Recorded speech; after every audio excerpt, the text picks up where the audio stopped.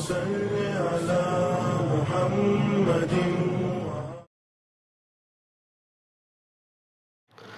اعوذ باللہ من الشیطان الرجیم. بسم اللہ الرحمن الرحیم. صلی اللہ علی محمد وآلہ الطاہرین ولعنۃ اللہ علی اعدائہم اجمعین. اما بعد. قال اللہ تبارک و تعالی فی القرآن المجید. بسم اللہ الرحمن الرحیم. اتل ما اوحی الیک من الکتاب واقم الصلاۃ ان الصلاۃ تنہی عن الفحشاء والمنکر ولذکر اللہ اکبر واللہ یعلم ما تصنعون. ناظرین کرام السلام علیکم ورحمۃ اللہ وبرکاتہ. قرآن طرز زندگی کے عنوان سے گفتگو جاری و ساری تھی، اور گزشتہ اور پچھلی کلپ میں آپ حضرات کی خدمت میں یہ بات عرض کیا تھا کہ تلاوت قرآن کریم کے ساتھ ساتھ حزن کی کیفیت کا پیدا کرنا یہ خود تلاوت کی طرف ایک اشارہ ہے. یعنی واقعی اور حقیقی تلاوت جبھی تلاوت کہلائے گی جب اس کے اندر ہم معنی و مفاہیم کے سمجھنے کے ساتھ ساتھ اس پہ عمل کرنے کے ساتھ ساتھ تلاوت کے وقت ہمارے اندر حزن اور ملال کی کیفیت طاری رہے. لہذا اس اعتبار سے کہ جو لوگ تلاوت کلام پاک کرتے ہیں اور جن کی زندگی قرآنی طرز زندگی کے عنوان سے ہے، ان کی زندگی میں یہ چیزیں دیکھنے کو ملتی ہے. تاریخ میں متعدد واقعات تھے جن کو میں نے نقل کیا. اب اسی اعتبار سے بتاتے ہیں کہ جو انسان قرآن مجید کے اوپر عمل کرتا ہے اور اس کے فرمودات کے روشنی میں اپنی زندگی کی گاڑی کو آگے بڑھاتا ہے، انسانوں کی قسموں کو بیان کیا گیا ہے. انہی میں سے جہاں انسانوں کی بہت ساری قسمیں ہیں، مختلف زاویے سے انسانوں کی قسمیں بیان کی گئی ہیں، یہاں پر دین کے لحاظ سے، مذہب کے لحاظ سے انسان کی کتنی قسمیں ہیں. جس دین کو ہم فالو کرتے ہیں، مانتے ہیں، اس کے اعتبار سے انسان 3 حصوں میں تقسیم ہوتا ہے. پہلے وہ انسان ہے جسے سالم کہا جاتا ہے. سالم جو واجبات کو ادا کرے اور حرام چیزوں سے اپنے آپ کو بچائے. جس کو ہم سالم کہہ رہے ہیں اسی کو در حقیقت عادل بھی کہا جاتا ہے. فقہ میں جب ہم یہ پڑھتے ہیں کہ مجتہد کو، مرجع کو، عالم کو عادل ہونا چاہیے، یا پیش امام جو کسی مسجد میں نماز پڑھاتا ہے اسے عادل ہونا چاہیے، اس عدالت کی تعریف بھی یہی ہے. یعنی تمام واجبات کو انجام دیتا ہو اور کسی بھی حرام کام کو انجام نہیں دیتا ہو. تمام حرام سے بچنا، واجبات کو انجام دینا ہی در حقیقت انسان کو عادل بناتا ہے اور انسان کو سالم بناتا ہے. ایسے انسان کو سالم اور عادل کہا جاتا ہے.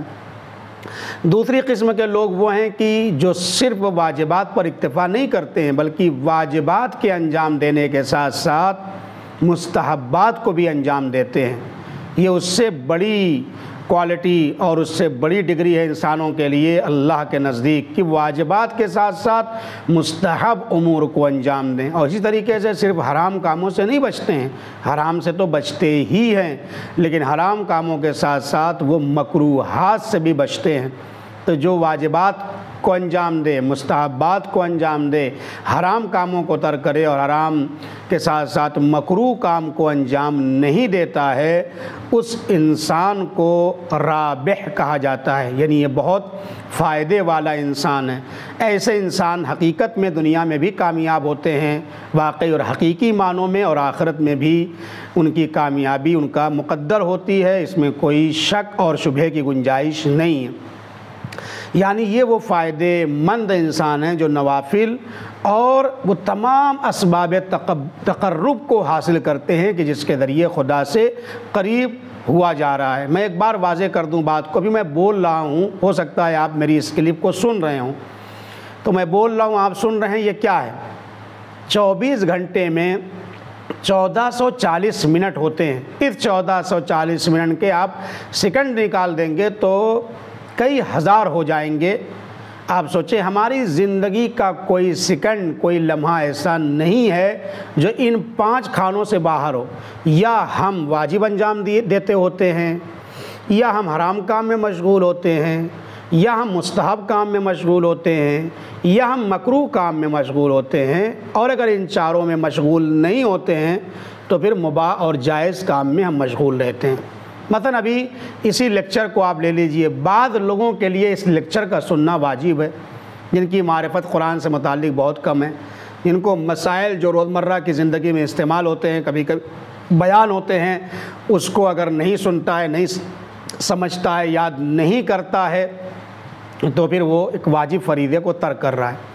تو ہو سکتا ہے کسی کے لیے یہ اتنی زیادہ اہمیت کی حامل ہو کہ اس کے لیے سننا واجب ہو سکتا ہے ایک آدمی تجوید اور ترتیل اور قرأت اور تلاوت ساری چیزوں کو جانتا ہو، حرام و حلال کو بھی جانتا ہو، ٹھیک ہے، تو اس کے لیے ظاہر سی بات ہے یہ کلپ سننا واجب نہیں ہے، ہو سکتا ہے مستحب ہو، اور ہو سکتا ہے مباح و حرام تو یقیناً نہیں ہے، مکروہ یقیناً نہیں۔ میرے کہنے کا مقصد یہ ہے کہ کوئی بھی عمل، کوئی بھی لحظہ اور کوئی بھی سیکنڈ انسان کا ایسا نہیں ہے جو ان 5 خانوں سے باہر ہو۔ میں بول رہا ہوں، آپ سن رہے ہیں، یہ یقیناً مستحب ہے یا واجب، مکروہ نہیں، حرام نہیں۔ ابھی آپ کلپ ختم کر کے یعنی سننے کے بعد آپ جائیں گے، مثلاً پانی پئیں گے تو پانی پینا مباح ہے۔ آدمی جا رہا ہے سونے کے لیے، سونا مباح ہے۔ انسان جا رہا ہے گھومنے کے لیے، ٹہلنے کے لیے تو مباح ہے، حرام نہیں ہے۔ پارکوں میں جا رہا ہے، کہیں اور جا رہا ہے، تو کبھی حرام کرتا، ابھی نماز پڑھے گا تو واجب فریضے کو ادا کر رہا ہے، وقت نماز ختم ہوئی، تعقیبات پڑھ رہا ہے، مستحب میں اس کی زندگی گزر رہی ہے۔ گھر گیا، مباح کاموں میں زندگی گزر رہی ہے۔ خدا نخواستہ کسی نامحرم کو دیکھنے لگا تو حرام کام میں زندگی گزر رہی ہے۔ موبائل اٹھا کے دیکھنے لگا، اس میں بھی وہی باتیں ہیں، یا تو حرام دیکھ رہا ہے یا واجب چیزیں دیکھ رہا ہے جو یاد کرنا اس کے اوپر واجب ہے، اس کو سن رہا ہے، یا مکروہ کاموں میں لگا ہوا ہے، یا مباح کام کر رہا ہے یا مستحب۔ کوئی چھٹا کھانا ہمارے پاس نہیں ہے کہ ہم اگر کہیں کہ یہ جو کام کر رہا ہے ان 5 خانوں سے باہر ہے۔ جتنے بھی لمحات زندگی کے ہیں، ایک سیکنڈ کا حساب دینا ہے، اور یہاں دائیں اور بائیں کاندھوں کے اوپر فرشتے موجود ہیں جو ہمارے اعمال کو، اچھے اعمال کو، برے اعمال کو لکھ رہے ہیں۔ تو یہ ہمارا سیکنڈ گزر رہا ہے حرام میں یا مباح میں یا واجب میں یا مکروہ میں یا مستحب میں، اس کے علاوہ کوئی کھانا نہیں۔ یہ رابع انسان وہ ہیں جن کی زندگی قرآنی زندگی ہے، وہ واجبات کو تو انجام دیتے ہیں، مستحبات کو بھی انجام دیتے ہیں، محرمات سے بچتے ہیں، اس کے ساتھ ساتھ مکروہ کام کو بھی انجام نہیں دیتے ہیں، اور مباح کام کو بھی انجام دیتے ہیں، لیکن مباح کاموں کو بھی وہ مستحب بنا دیتے ہیں۔ کیوں؟ اس لیے کہ ہر ایک میں وہ نیت قربت کی کر لیتے ہیں۔ کھانا بھی کھانا ہے نا تو مستحب ہے، وہ کہتے ہیں پروردگار میں اس لیے کھانا کھا رہا ہوں تاکہ تیری عبادت کر سکوں، تیری بندگی کر سکوں، تیری اس بندگی جو تو نے میرے اوپر قرار دی ہے اس کو صحیح طریقے سے ادا کر سکوں۔ چونکہ جب صحت مند ہوگا آدمی، جب انسان صحیح سالم ہوگا، انسان جب کھانا کھائے ہوگا اور فریش ہوگا تو عبادت کو بھی اچھی طریقے سے انجام دے گا۔ اگرچہ ممانعت ہے کہ اسلام میں زیادہ کھانا نہیں کھانا ہے، لیکن ہاں جو ضرورت بھر ہے کھانا، جیسے کہتے ہیں نا کہ کچھ لوگ جو ہیں وہ کھانے کے لیے زندہ ہیں اور کچھ لوگ جو ہیں اس لیے کھاتے ہیں تاکہ زندہ رہیں، تو ہمیں دیکھنا ہے ہمیں کہاں ہونا ہے۔ اسی لیے بتایا گیا ہے کتنا سونا چاہیے، قرآنی طرز زندگی میں کتنا سونا چاہیے، جو قرآنی لائف اسٹائل گزارنا چاہتے ہیں انہیں کتنا سونا چاہیے، کتنا بولنا چاہیے، کتنا کھانا چاہیے۔ اس کو واضح کر دوں، قرآنی طرز زندگی میں بولنے پر کوئی پابندی نہیں ہے۔ پہلی بات تو آپ سن لیں کہ نہ ہر جگہ بولنا ہنر ہے اور نہ ہی ہر جگہ خاموش رہنا ہنر ہے۔ کچھ لوگ کا کام ہی ہے بولنا، کچھ لوگوں کا کام ہے نہ بولنا، کچھ لوگ بولتے ہی رہتے ہیں، کچھ لوگ چپ ہی رہتے ہیں، دونوں نہیں صحیح۔ نہ ہر جگہ بولنا ہنر ہے، نہ ہر جگہ خاموش رہنا ہنر ہے۔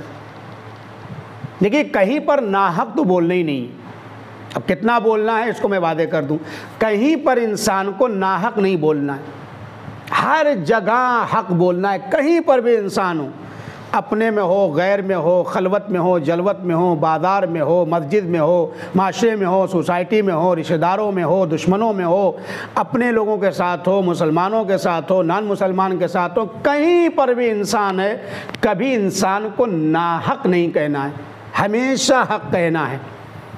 لیکن جملہ سنیے گا آپ، ہر جگہ حق کہو لیکن ہر حق ہر جگہ مت کہو۔ ناحق تو کہیں نہیں کہنا ہے، ہر جگہ حق کہنا ہے، لیکن ہر حق کو ہر جگہ ہم کہہ بھی نہیں سکتے، ڈسپیوٹ ہو جائے گا۔ لہذا اب یہ ہم اس کو سمجھنا چاہیے، ایک مومن کو سمجھنا چاہیے کہ کون سا حق کہاں کب کیسے بولنا ہے۔ بولنا حق ہی ہے، ناحق نہیں بولنا ہے، لیکن کون سا حق کب کہاں کیسے بولنا ہے یہ اس کے اندر ہونا چاہیے۔ تو پھر کتنا بولنا چاہیے؟ میں آج جواب دیتا ہوں کتنا بولنا چاہیے۔ کہا میں نے ہر جگہ بولنا بھی ہنر نہیں ہے، ہر جگہ خاموش رہنا بھی ہنر نہیں ہے۔ کتنا بولے؟ کہتے ہیں جتنا چاہو بولو، اگرچہ بولنا زیادہ بولنے کی تاکید نہیں ہے، خاموش رہنے کی تاکید ہے، لیکن پھر بھی مذہب نے اجازت دی ہے، مباح کا جتنا چاہو بولو، لیکن یاد رکھنا کوئی حرام کام تمہارے بولنے میں سرزد نہ ہو جائے، غیبت نہ ہو جائے، چغلخوری نہ ہو جائے، ناحق بات زبان پہ نہ آ جائے۔ پھر جتنا چاہو بولو، کوئی ممانعت نہیں، بس دھیان یہ رہے کہ جو اسلام نے اور قرآن نے ریڈ لائن مقرر کی ہے انسان کے لیے اس کی رعایت کرے، پھر جتنا چاہے بولے۔ تو جتنا چاہے بولے، اس کے بولنے پر کوئی پابندی نہیں ہے۔ ہمیں چاہیے کہ ہم اتنا بولیں کہ جتنا مذہب نے ہم کو اجازت دی ہے۔